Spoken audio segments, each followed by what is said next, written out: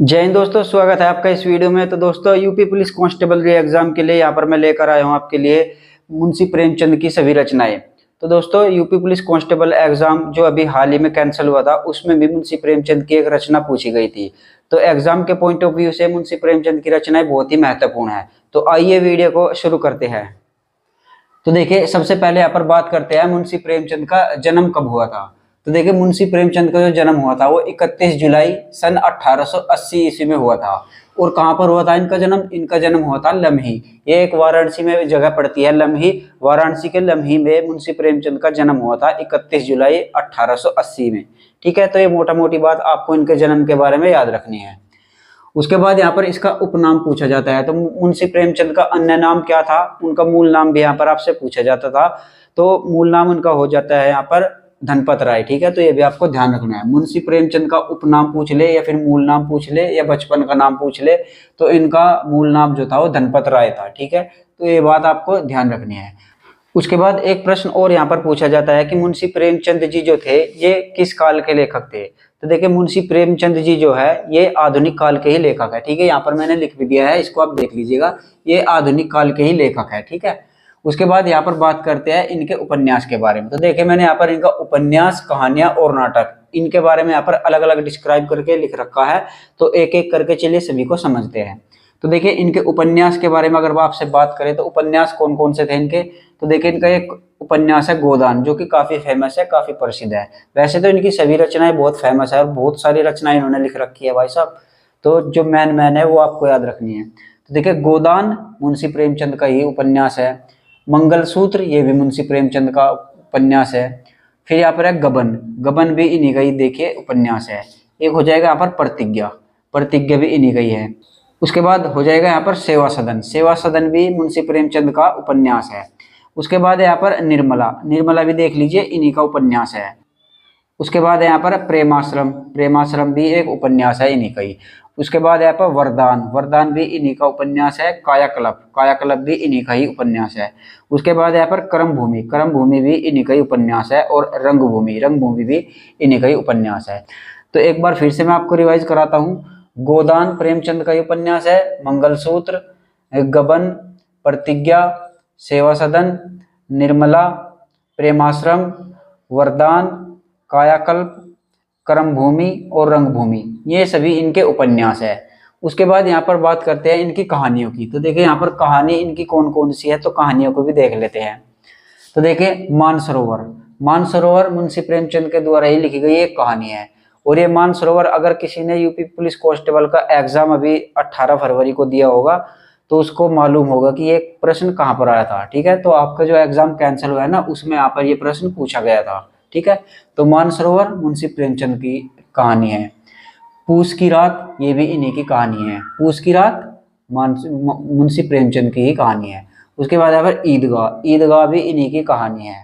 उसके बाद यहाँ पर कफन, कफन भी इन्हीं की कहानी है। ठीक है, उसके बाद है ठाकुर का कुआं। देखिए, ठाकुर का कुआं मुंशी प्रेमचंद की ही कहानी है।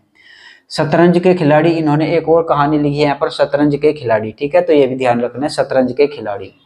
उसके बाद यहाँ पर नमक का दरोगा, नमक का दरोगा भी यहाँ पर इन्हीं की कहानी है। इनमें से कुछ कहानियां तो आपको ऐसी मिल जाएगी जो आपने पहले कभी सुन रखी है, पढ़ रखी है, तो आप में तो आपके बहुत ही आसानी से याद हो जाएगी।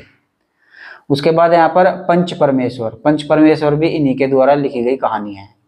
उसके बाद यहाँ पर गुल्ली डंडा, देखिए गुल्ली डंडा ये भी यहाँ पर मुंशी प्रेमचंद के द्वारा ही लिखी गई कहानी है।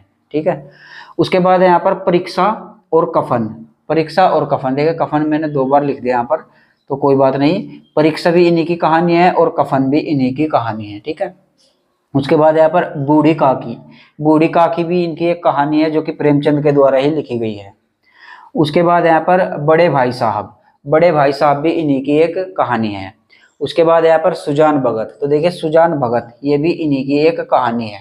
ठीक है, तो एक बार फिर से देख लीजिए, सुजान भगत, बड़े भाई साहब, बूढ़ी काकी, परीक्षा, कफन, गुल्ली डंडा, पंच परमेश्वर, नमक का दरोगा, शतरंज के खिलाड़ी, ठाकुर का कुआं, कफन, ईदगाह, पूस की रात, मानसरोवर। ठीक है, तो चलिए अब इस साइड आ जाइए, यहाँ पर भी और कहानियां हैं, ये भी देख लीजिए। तो देखिए, 2 बैलों की कथा, 2 बैलों की कथा एक कहानी है जो मुंशी प्रेमचंद के द्वारा ही लिखी गई है।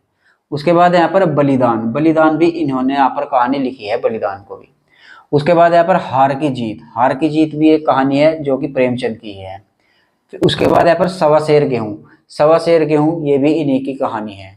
उसके बाद यहाँ पर आप बीती, आप बीती भी इन्हीं की कहानी है, ठीक है।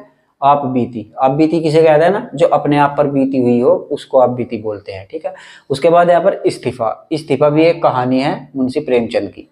उसके बाद यहाँ पर विचित्र होली, ठीक है, विचित्र होली ये वाली आपको ध्यान रखनी है, काफी इंपॉर्टेंट है। विचित्र होली मुंशी प्रेमचंद की ही एक कहानी है। उसके बाद यहाँ पर दिल की रानी, ठीक है, दिल की रानी, ठीक है, दिल की रानी, तो दिल की रानी किसकी कहानी हो गई, मुंशी प्रेमचंद की। उसके बाद यहाँ पर बेटों वाली विधवा, ठीक है, बेटों वाली विधवा ये भी इन्हीं की कहानी है। उसके बाद यहाँ पर माता का हृदय, माता का हृदय मुंशी प्रेमचंद की ही कहानी है। उसके बाद यहाँ पर मुक्तिधन, मुक्तिधन भी एक कहानी है जो कि प्रेमचंद की ही है। दो सखियां ये भी मुंशी प्रेमचंद की ही कहानी है, दो सखियां। बड़े घर की बेटी, ठीक है, बड़े घर की बेटी ये कहानी है, ये भी मुंशी प्रेमचंद के द्वारा ही लिखी गई है। तो देखिए जो बड़े घर की बेटी है ये इनकी एक कहानी है और ये हिंदी की पहली कहानी है इनकी, यानी इन्होंने शुरुआत में जो कहानियां लिखी थी वो उर्दू के लेखक थे शुरुआत में, बाद में इन्होंने हिंदी में अपने लेखन कार्य शुरू किया और जो सबसे पहले अपनी हिंदी में कहानी लिखी थी वो इनकी हो जाएगी बड़े घर की बेटी, ठीक है। तो बड़े घर की बेटी मुंशी प्रेमचंद की कहानी है जो कि इनकी हिंदी की पहली कहानी है, इन्हीं की हिंदी की कहानी है, ओवरऑल नहीं, सिर्फ इन्हीं की हिंदी की पहली कहानी, ठीक है। उसके बाद यहाँ पर इसके दुनिया हुब्बे वतन, तो देखे मैंने जैसा कि अभी कहा ये पहले उर्दू में लिखा करते थे, तो उर्दू में जो इन्होंने सबसे पहले अपनी कहानी लिखी थी वो इसके दुनिया हुब्बे वतन लिखी थी, ठीक है। इसके दुनिया हुब्बे वतन ये इनकी उर्दू की पहली कहानी थी मुंशी प्रेमचंद की।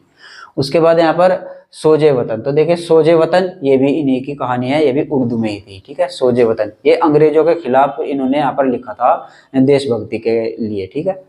उसके बाद है नशा, नशा भी इन्हीं की कहानी है। उसके बाद यहाँ पर मोटे राम शास्त्री, ठीक है, मोटे राम शास्त्री ये भी एक कहानी है प्रेमचंद की। उसके बाद यहाँ पर आत्माराम, आत्माराम भी एक कहानी है जो कि मुंशी प्रेमचंद की है।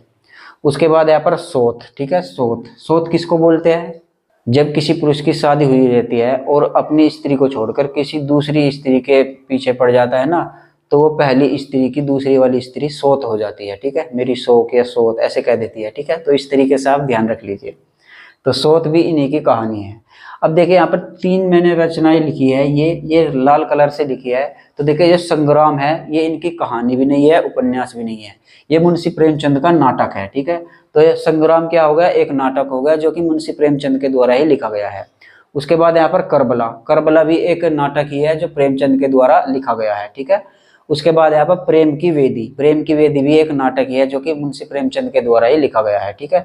तो इन तीनों को आपको अलग से याद रखना है, ये तीनों इनके नाटक है, बाकी सभी ये वाली कहानियां हैं यहाँ पर इस साइड में, और इधर ये इनके उपन्यास है। तो आप इसका एक स्क्रीनशॉट ले लीजिए, मैं साइड में हो जाता हूँ, इसका स्क्रीनशॉट ले होंगे तो आप इसको रिवाइज भी कर सकते हैं, ठीक है।